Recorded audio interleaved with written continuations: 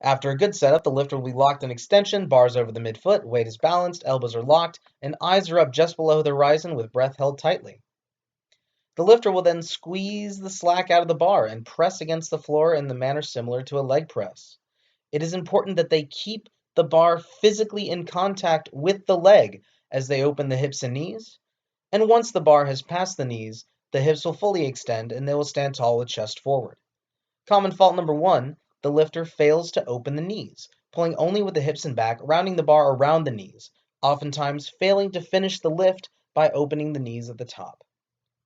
Common fault number 2, the lifter rocks forward onto the balls of the feet just before starting the lift.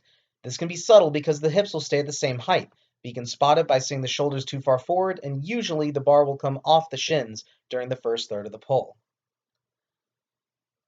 Common fault 3, the lifter rocks back onto the heels before the lift. Flexible lifters at light weights can manage this, but as the weights get heavier, the lifter will either fail or be pulled forward. This can best be spotted by watching the arms come to straight vertical or the toes leaving the floor. Common faults 4 and 5 are at the top. Common fault 4 is a shrug, which will usually disrupt the lifter's position for consecutive reps.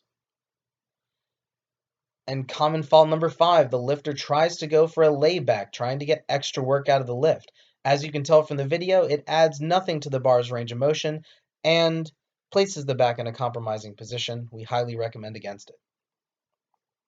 Common fault number 6, the lifter attempts to curl or row the bar at the start of the movement.